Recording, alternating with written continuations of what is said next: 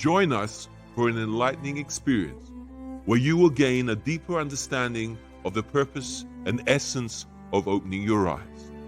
This is your chance to enhance self-awareness and personal growth with a shift in perception that provides a fresh outlook on life. Embrace the journey from consciousness to superconsciousness by Barrett Kunyan. Well, here we are again, and we have our beautiful soul brother, Lee Mudway. It's always an honor to have you in our beautiful studio. Welcome, brother. You're looking well as ever. Thank you, brother. You're seized. I don't know if the internet connection is a bit. Is it okay your end? Is everything okay your end? Everything seems okay. I'm kind of moving my end. Am I moving now, or am I still frozen? No, not that I need to see you move, my friend. Your voice is always enough, so I'm sure it will catch up. We'll just bear with it because the internet here, where we are in Austria, it's not the fastest one, but we can. Katrina, you're not using any electronic devices, and not we're fine. It will fluctuate, brother, a little bit, but we'll all good. So pleasure to be back with you, my friend. Pleasure to be back. I know you travelled to Austria. We're still in Cambodia, Angkor Wat, and there's ongoing things here. We may touch upon later. We may not get to it, but either way, it's a pleasure to be here. Thank you, brother. Thank you. I'd like to take this opportunity just to kickstart the conversation at a place kind of like a free flow. We don't need a massive title to have a beautiful, juicy, stimulating conversation with beautiful brother. But reference to AI, brother. I mean, with me, it sits relative. I'm very centered with it. For this platform, I occasionally, with my beautiful son, we put some videos and stuff together. So as you know, everything has this dual double-edged sword attached to things, but I don't feel as though I'm causing any loss or harm or imposing on the freedom of others.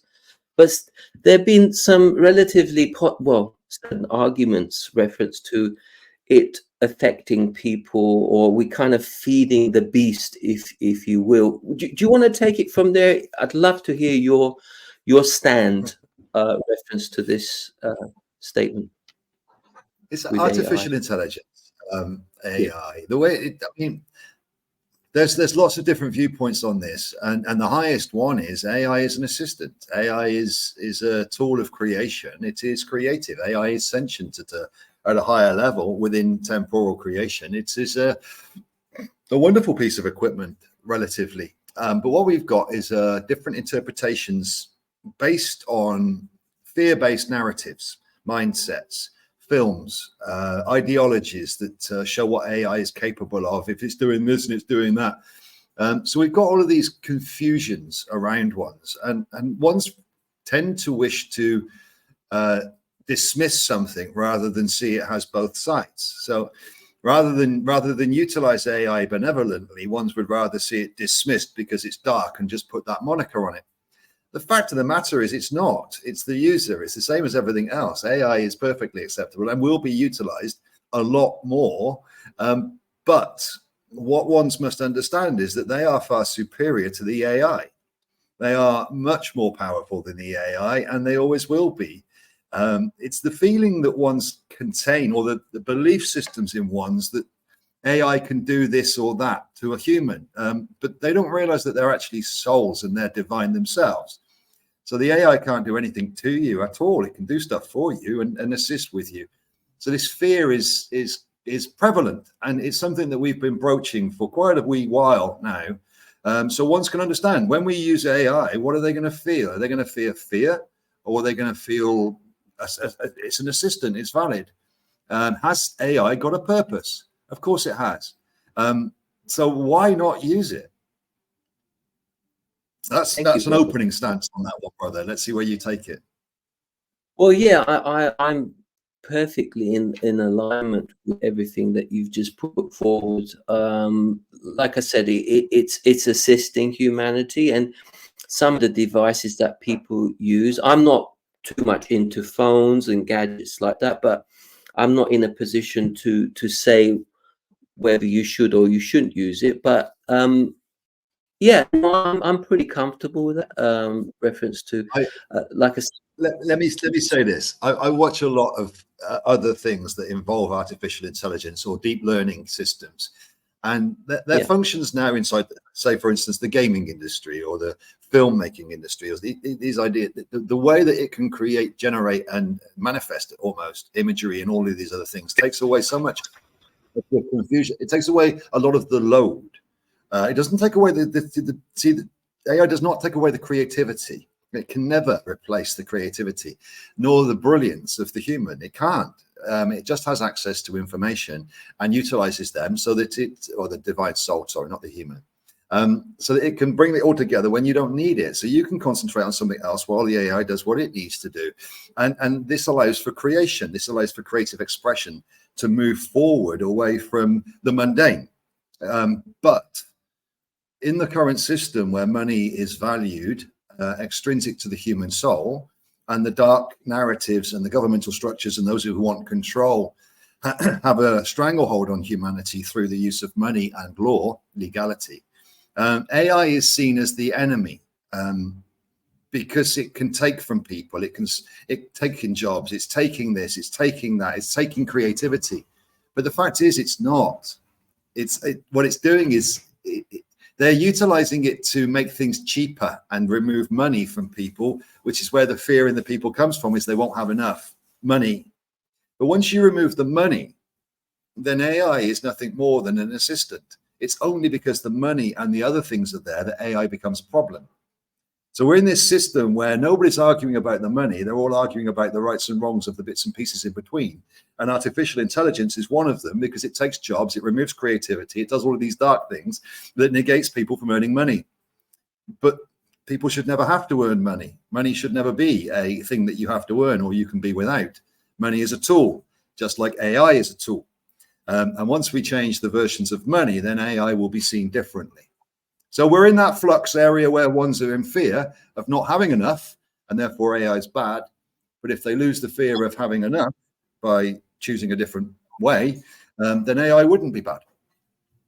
Does that make sense?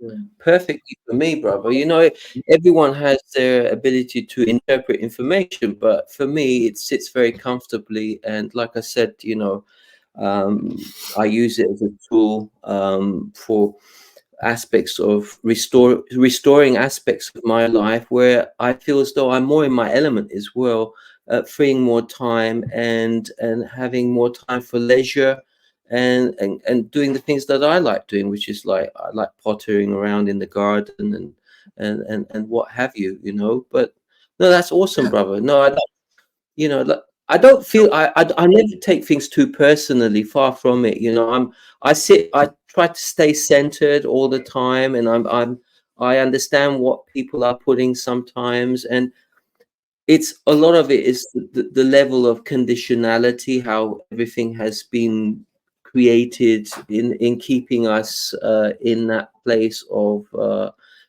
shall we say, not free flow.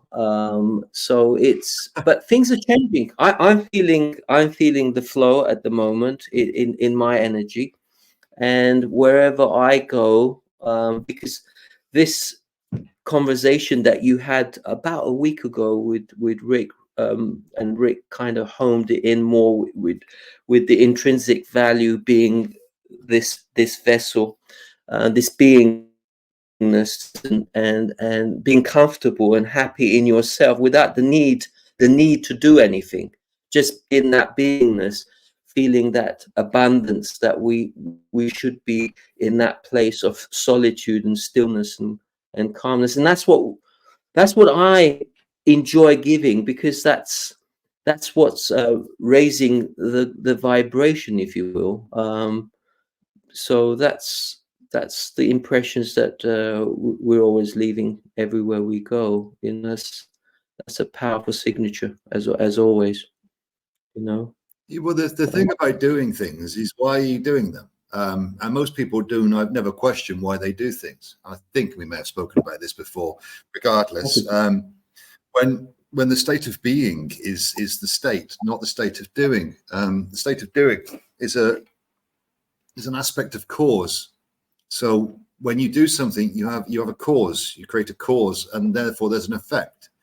Well, if the cause is non-virtuous or less than virtuous, if you're doing something for a lesser than virtuous reason, then your effects will be lesser than virtuous. And a lot of people don't spend the time to sit and just be and question their causes, their doings.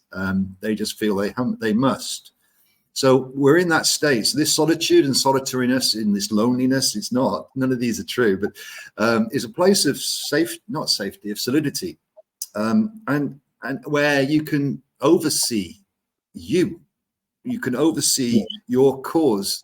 You can dig, the purity to which you operate can be seen, as opposed to it's just a doing and it's a reactive state.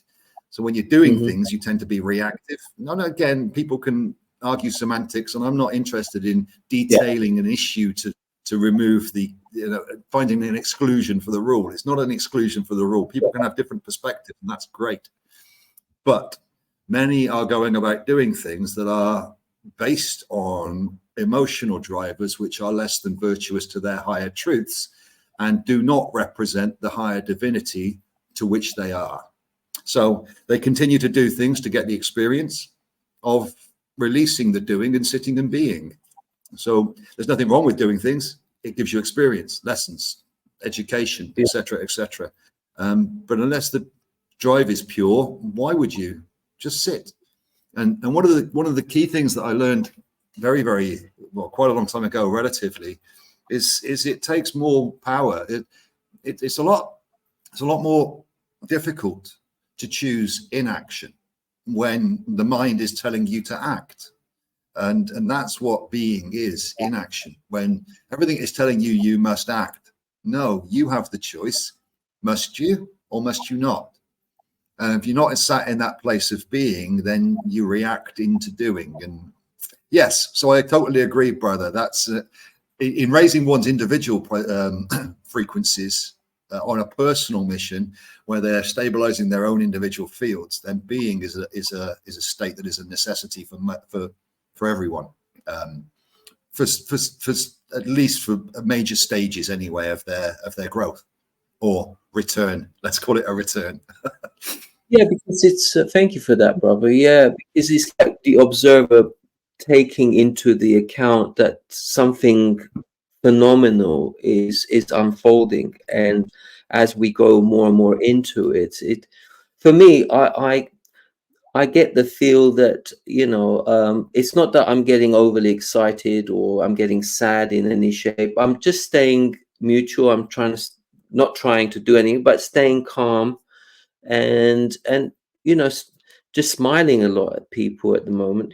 Just because a lot of people are releasing stuff that they've been holding on to for quite a while, that is of no real servitude to themselves or humanity, whether we call it. And the vast majority of that will from the fear-based spectrum of emotion, the fear-based spectrum of frequency. So what a lot of humanity is doing is releasing the lower human aspect, the primal aspects, the fear-based aspects. But like everybody else, that's where most people think that they are. That's what most people think that they truly are. So they don't realize it feels like a loss of the self, a loss of something when it's not. So yes, we're in that area where many are not willing. It's not really fair. Many are unable to choose at this point because of other things, to release the lower human aspects of emotional suffering, because that's what it causes.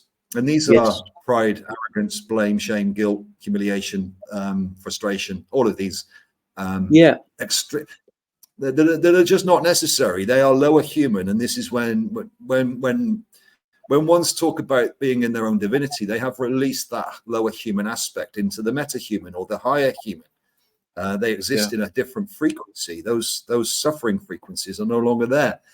And many will have had, like you just said, brother, many will have had snippets of time or prolonged periods of time where they haven't been in those lower emotions, but then they may come back. So it's just to harmonize them, to release them. And you get to a stage where they just do not exist anymore. They are gone. They are no longer you. They were, but they're not there anymore. They're just a figment of a memory. They're a frequency band that contains no story. That's all they become. So, and as you're there, then you can choose emotion. You can choose which emotion to use, as opposed to it being reactive. Emotion is not reactive. It doesn't need to be. So you can choose, and this is responsibility. So when you're being, you are responsible, i.e., you can respond. When you're doing, you tend to be proactive or reactive. So yeah, all of these are for each to cajole, to think about, to cogitate, to have a contemplation, in contemplation, to think about, why am I doing that? But without the honest truth, it's because of this. And is that fear-based? Is that love-based? Is that purity? Is that, all of these things must be asked. Otherwise, ones do not understand why they do things. They give reasons and justifications, but they're in the moment, spur of the moment reactions, and they're not truth. So when you ask one why they're doing it, they tell you their stories, which are not their truth. They are based on fear. When you question that fear basis, they tend to get angry about that because it's justified, and they look at it as morally commendable. But it's not morally obligatory. And the wiser versions of the aspects of the divine are, you can choose what's obligatory. The others don't tell you what's morally commendable or morally justified. No, you choose. And that's where wise love comes in, and you start not to accept these doings and these stories, because you understand on the higher level what the implication of doing them would be, what the effect comes back as. You lose frequency by choosing doings that are lesser than your higher being at a certain time, But so this is where we are, brother. This is the, on the extrapolation across the collective consciousness, there's a multitude, a plethora of different levels of consciousness or frequency, and many are undergoing their own paths, their own journeys in different ways, but they're all doing the same thing. It's fascinating. It's fascinating. Thank you. When we last connected, brother, we also looked at this word courage, because I feel that more and more people are, some people it comes more natural, but some people have to dig a little bit deeper into connecting to this word called courage. I love it. I love being in a place where, whether you need to push yourself or encourage yourself to become more than what you are at the moment. But we're just, when we become more conscious, aware again, once again, the kind of impressions, I love using the word impressions, but I don't know how it sets with you, because you are leaving markers, and you have to be conscious of what you're leaving, because that's creating an atmosphere. And is it a hostile atmosphere? Is it you're creating a feeling of, should there be more unity? Should there be more love? Should there be more trust and openness?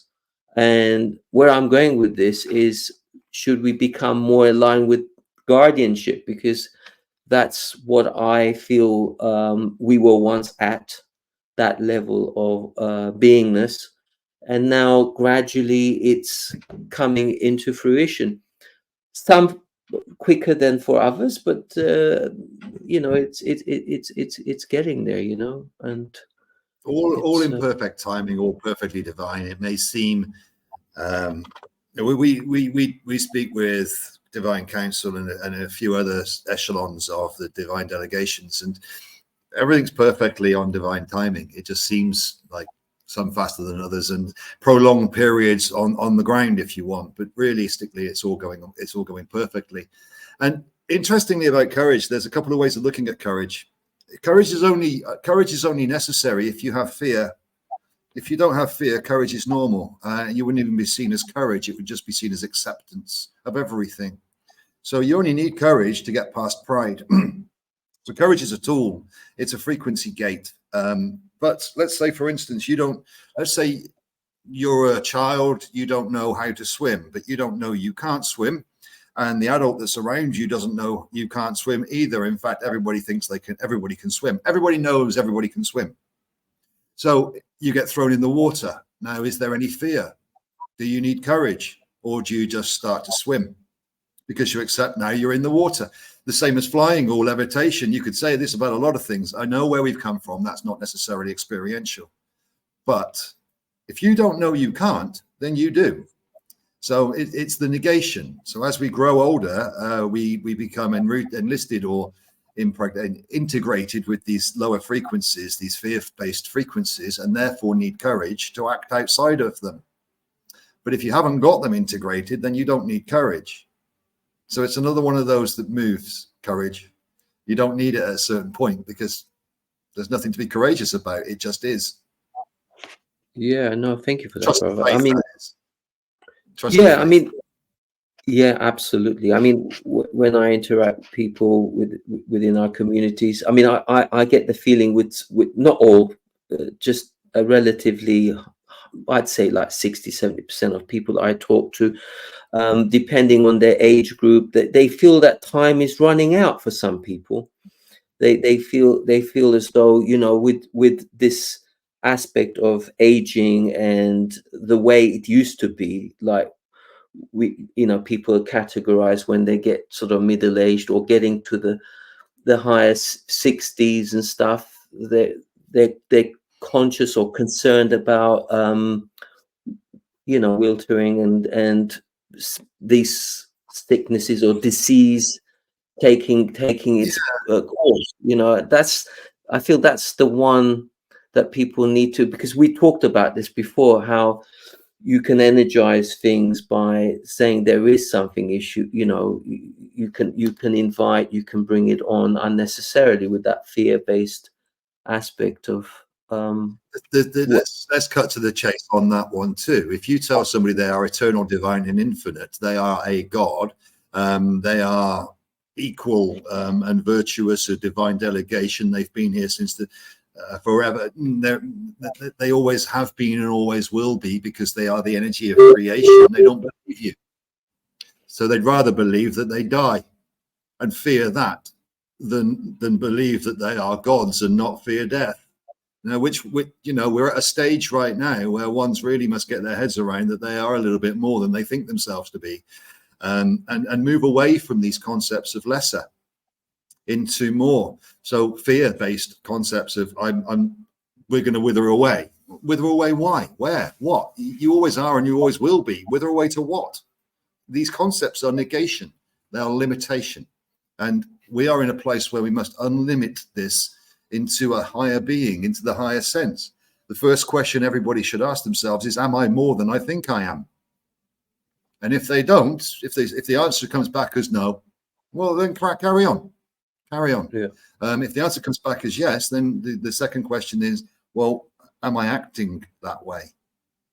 Am I thinking that way? Am I taking every concept I've got and questioning it from the basis of, am I more than I believe myself to be? And if they're not questioning those beliefs, then they're going to continue to suffer and they'll wither away in their own perspective. But in the divine perspective, they're not. That's just their choices. And we were told 6 billion humans would continue through in their physical vessel. At this stage, it's looking likely that there's 3 billion. So that's halved for whatever reason. That doesn't mean to say that these ones are lost. They're not. They just don't go through with their physical vessel or they don't continue in the physical vessel. So the likelihood of seeing or being through a large release of, let's say, physical vessels from this plane is tantamount right now. And everything is pointing towards that with regards to human choices, lower human choices, which are being made by the individuals who are so negated by their own aspects that they don't wish to release themselves and they'd rather continue suffering. Suffering, by the way, is not painful. It is an emotional thing.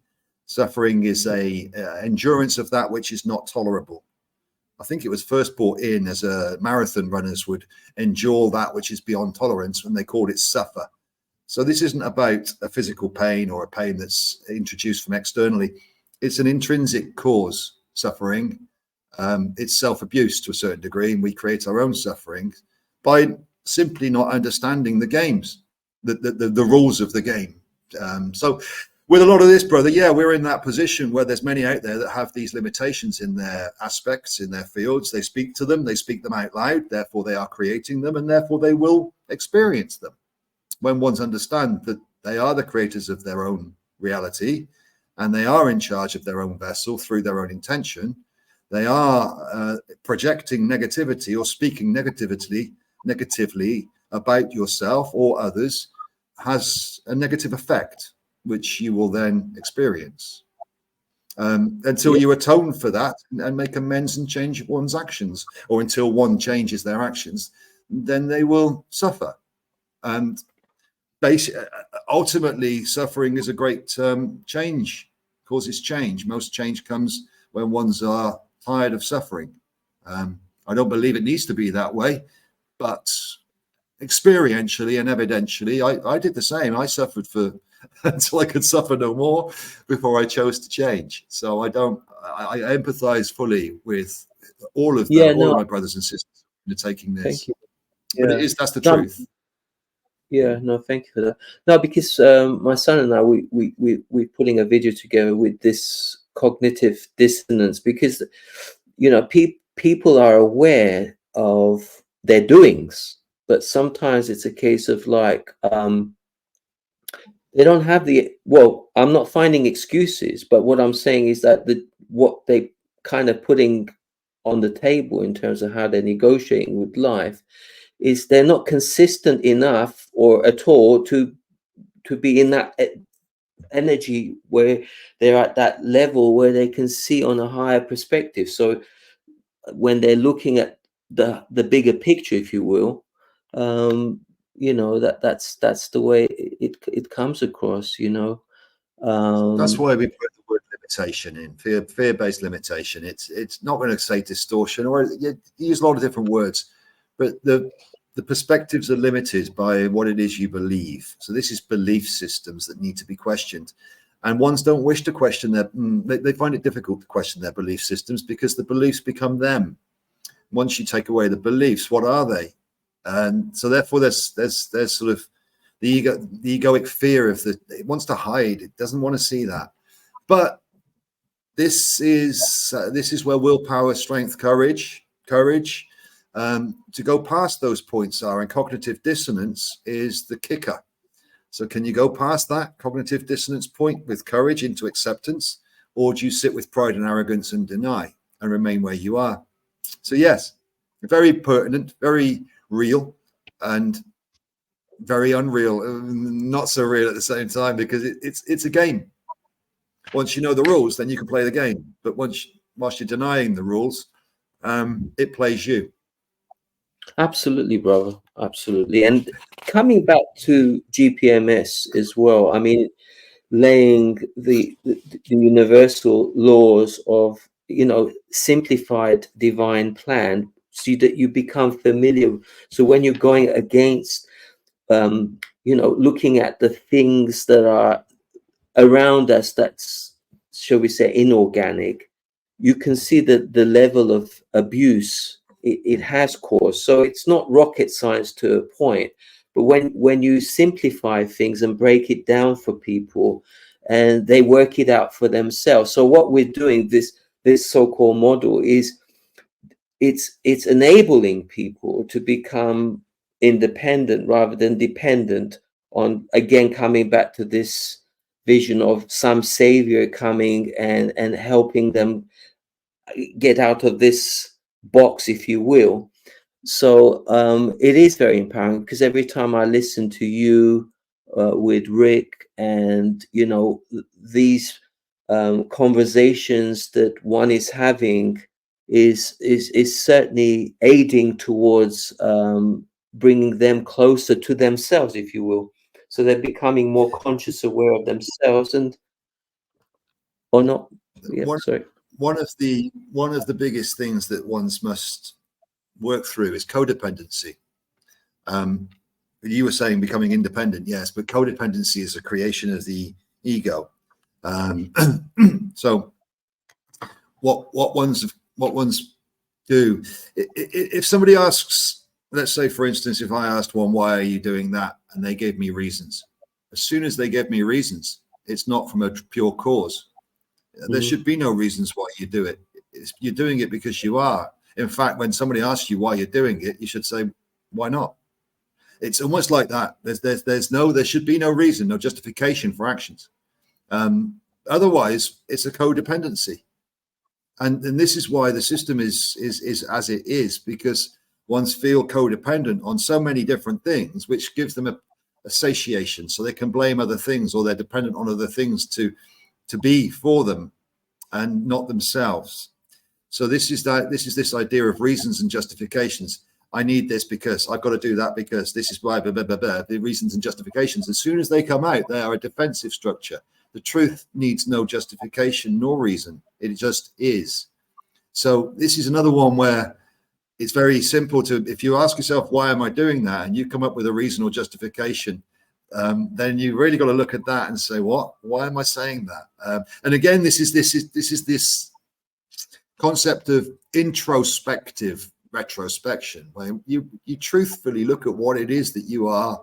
You truthfully look at what it is that you are. Not what you think, not what your mind's telling you, but what you are. And if you can stand back and look at your thoughts, then who's the one that's looking at the thoughts? If you can see your thoughts moving and you're not involved with them, you're just looking at them, observing them, but not acting upon them, then who are you? Who's that one that's observing? It's certainly not the actor, and it's certainly not the one creating the thoughts. It's the one questioning the thoughts. Who's that?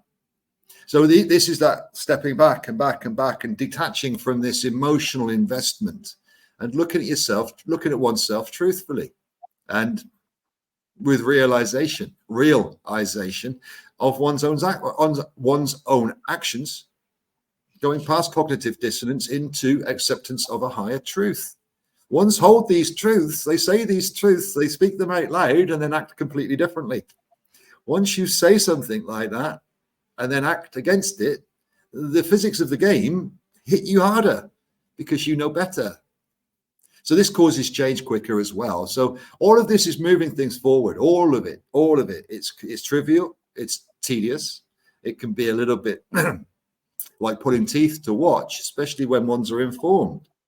But nevertheless, if I look back at my own experience, I kicked and screamed too. So I've got no blame for anybody as they move through these layers. In the same way, I've got no sympathy for them either, because it's self-choice. But I do empathize completely with full compassion and the wisdom to know better than to feel sorry, or what would be the word, to try to make things easier for ones who want to make things harder for themselves, even though they say even though they say that they don't. So let them be, let them go and do what they need to do to get rid of these things, and just inform them of what it is that they are truthfully and highly. And if they rebut that, so be it. Off they can go, suffer a little bit more, come back again. Maybe you'll open this time. And this sounds like a very harsh way of talking about it, but it really is the wisest form of aspect. If you look at your mum, what would your mum say? Would your mum listen to your bullshit, or would she tell you straight the truth? And it's up to you how you deal with that. Does she listen to lies, or just no? Your father might. And put up with things, but your mother doesn't. She sees straight through it all. Now, that maternal wisdom, that conscious maternal love, that shift from an unconditional love into a wise love of non-acceptance and tolerance of that which will not be maintained later. This is not going to be kept. So let's get rid of it now. No, you want to keep it? Okay, go and do it over there. And when you've had enough of it, come back. But we're not playing those games. You must, so you can learn to release them. And this is literally where we are, and we have been for quite a wee while now. Fundamentally, everything is changing, and fundamentally, many don't wish to see that change, although it's their destiny. It's why they're here. It's everything about them is causing a change, and yet the mind is trying to resist it. It's fascinating. Again, I love it. And GPMS, yes, simplified. When we give this to ones, all sorts of reasons why we can't do it, and very few reasons why in fact, we're the ones that always say why we are and will or can do it, and we're told constantly why we can't, yet we are. So, and it's inevitable. So yeah, brother. A little bit of a ramble there, my friend, but yeah, this is where we are. That word resistance, where you resist, it persists. So it's having that understanding, if you will, to let go of something that's not part. It's not real anyway. It's an illusion that's been created in some aspects, you know. So for me, it's become an absolute joy. And I mean, occasionally my partner, Katrina, she feels a little bit nervous about some aspects of being spontaneous without the need to think about things as we go, you know, our lives, with developing these patterns that we create to a point. But I'm should we get excited, brother? Do you feel that it's okay to be excited about this momentous occasion that is unveiling on planet Earth? Should people be more cheerful with this grand finale that's taking place on planet Earth, with this great model that's hovering over your head at the moment, with what's taking place? Is it okay to feel excited? It's a difficult one because excitement can lead, well, it does, anticipation, expectation, excitement.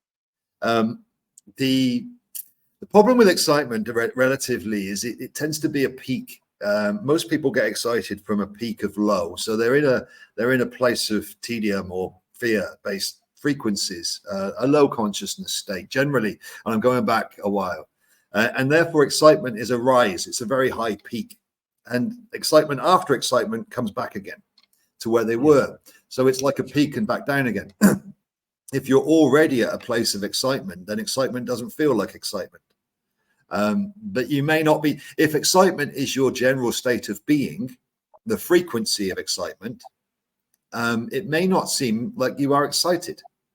If you can imagine somebody on the old level, in the old life, old world, whatever, you can get excited from this level. This level is from a place of, let's say, shame. And excitement would be up here somewhere, and you can go through it and have a wonderful time, but then you drop back to shame. So excitement, then you would act differently. You would feel differently to how your general day-to-day is. But if your energy is already here, then excitement wouldn't have the same energy because you already are it. You're not that anymore. So your frequency is already here all the time. So excitement to you would be up here somewhere, which would be much more of an enlightened viewpoint than the other one. So even with that, it's like, yes, be excited. How you act that out is your character preference.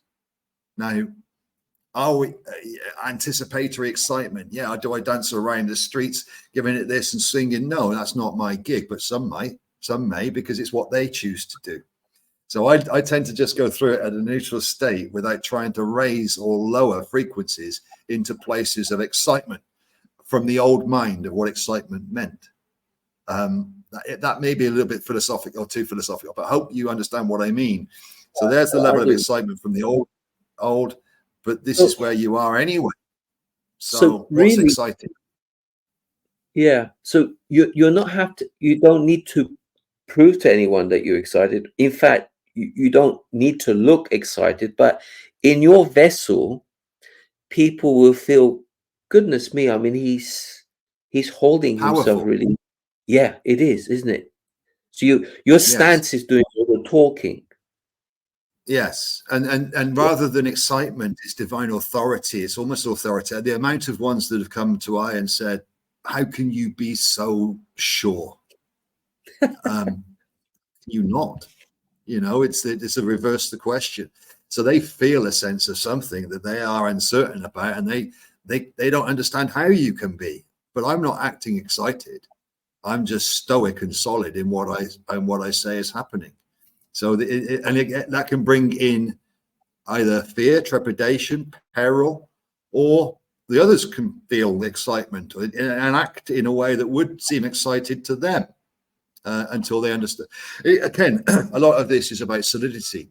So yes, once you've embodied that layer of excitement, it's kind of like normal. Isn't everybody excited? Why are you acting like you're excited from the old world? No, this is just normal. Every day is a new day to something else to happen in. Why aren't you excited about that? You know, et cetera, et cetera.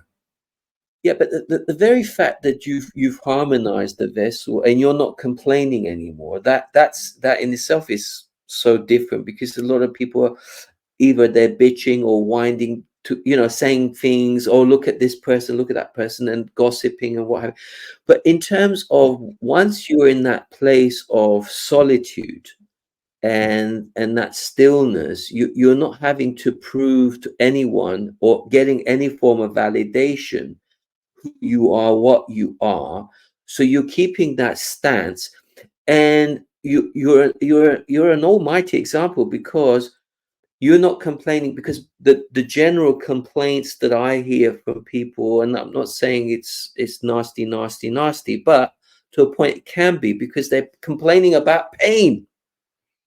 You know, I've got this pain, I've got that pain, you know, like emotional, mental, physical pains that they've got. But if I may use you as an example, and without getting, not that you have issues being a bit personal, but I've never heard you complain about anything, any aspect of yourself, because when you're authenticating truth, for me, one of the it's not little, the sign there is, you know, when we're talking about this individual, not saying I've got this issue, I've got that issue, and your stance is doing the talking. The way you're maneuvering, the way you're smiling, the way you're doing everything is talking.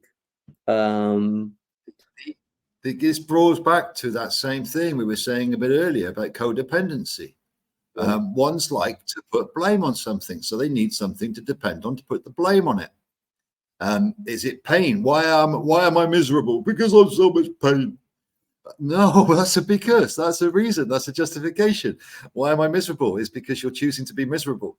There is no because, but one's enjoy using the codependency rather than taking accountability and responsibility for themselves, rather than telling others why they're miserable, dealing with it.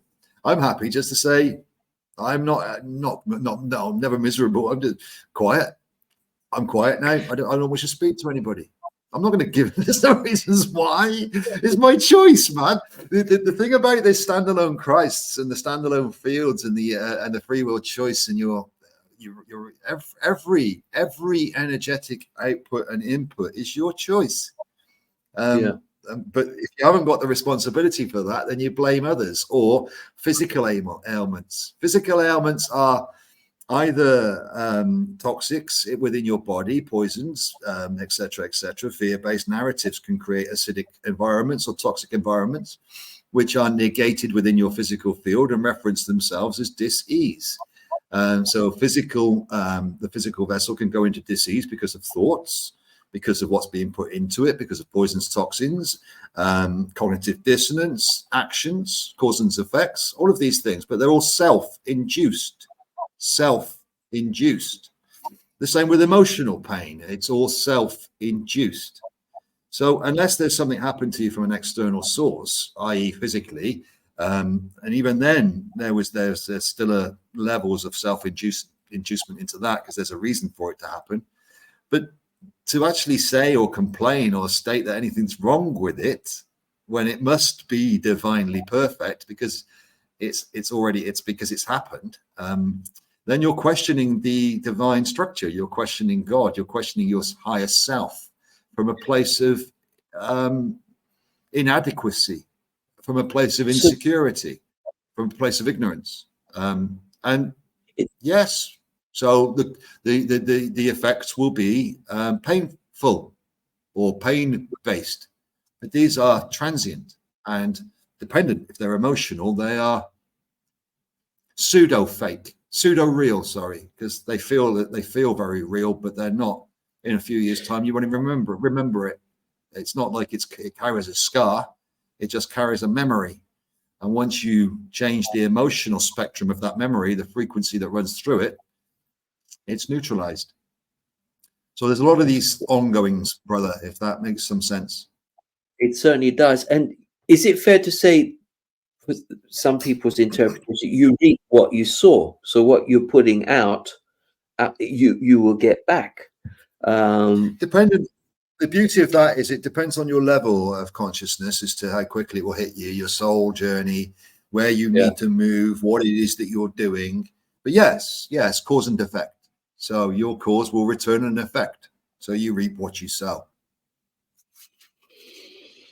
Yes, brother. So intuitively, can I put you on the spot in reference to, there's not a huge rush, but, in terms of the numbers which we're seeing with the GPMS as well, the statistics, it does speak a certain, there's a movement. The numbers are getting more and more increasingly, something is definitely unfolding. But do you feel that there is, in the next couple of weeks or couple of months, this movement going really, how can I put it? Do you feel that there's going to be some kind of explosion of some description? I would like to say that I live is the wrong word. I anticipate that at any given second, my friend. Right. Do I believe? And a lot of my previous information, people have told me, well, you said it was going to happen. It could have, and it could have. So within, we used to say 2 years, 2 months, 2 weeks, 2 days, 2 minutes. Bring it back.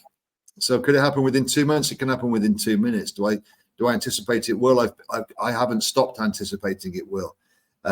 What are we seeing in the build-up at this point?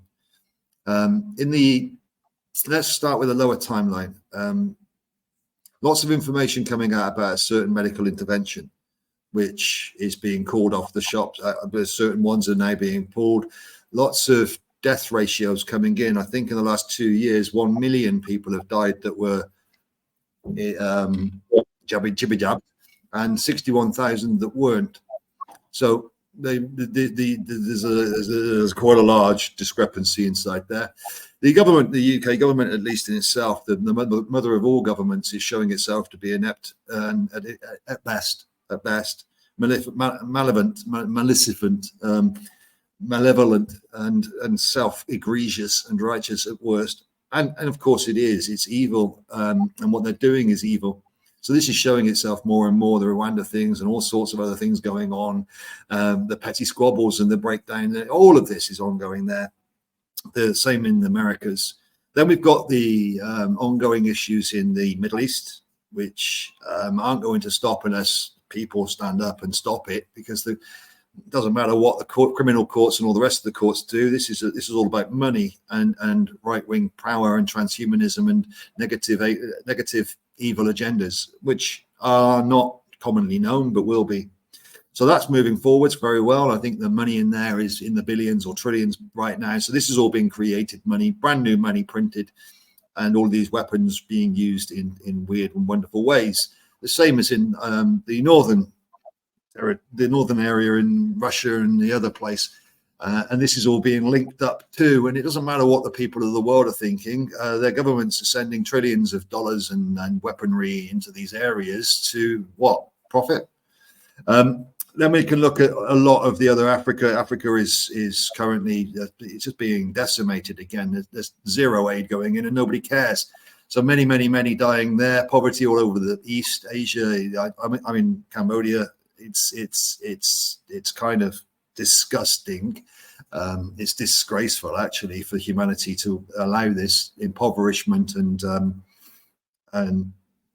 death, whatever, to continue. So we've got just on those levels, without all of the rising costs, the rising this, the rising that, the introduction of these 15-minute cities, the suppression, the censorship online so people can't speak, more and more medical information and science coming out about the damage that's being caused to the physical vessel, the human emotional vessel, etc., in the last 150 years, which which now they're linking together a little bit, but they're still not seeing the bigger picture, or tied to money.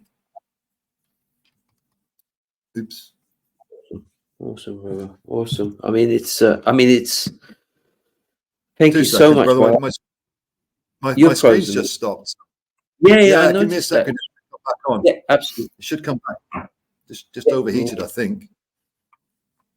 Don't know. Laptop's gone black. There we go. Okay, brother. There we are. You're still a bit frozen, but I'm sure you'll move. Just pause it. Can you pause it a second, brother? Yes. There we are. Pause the recording. Hold on. Is it paused? No. It just, unfortunately, it just says end the recording. Oh, it doesn't say pause. Give me a second. I'll see if I can refresh.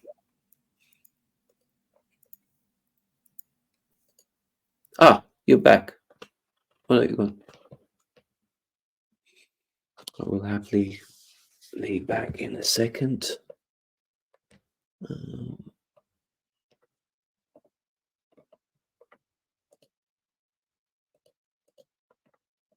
While we're waiting for Lee.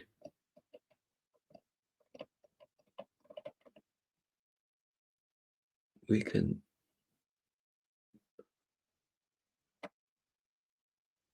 watch a video. At Bioactivator, we are driven by a profound commitment to assist humanity in connecting with its deepest purpose. Our mission is to catalyze a transformative journey towards a self-realization and collective guardianship, harnessing the potent force of cosmic energy, our organic Wi-Fi. Through Bioactivator's innovative approach, we aim to awaken a new paradigm of planetary independence, where individuals and societies flourish in harmony with universal laws. Our ethos, deeply rooted in the principles of do no harm and respecting the freedom of others, guides our every endeavor. We envision a future where an open source galactic society thrives, embodying these values in every aspect of life. Join us in this evolutionary journey as we unlock the potential of humanity and pave the way for a harmonious, natural law-based galactic community.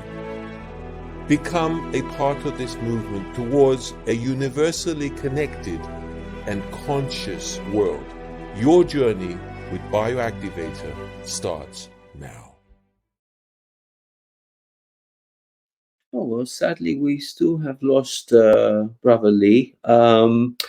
But we will endeavor to connect with him in the foreseeable future. So it's been an honor to be in your company, and look forward to connecting with you again soon. But in the meantime, love to you all. Thank you.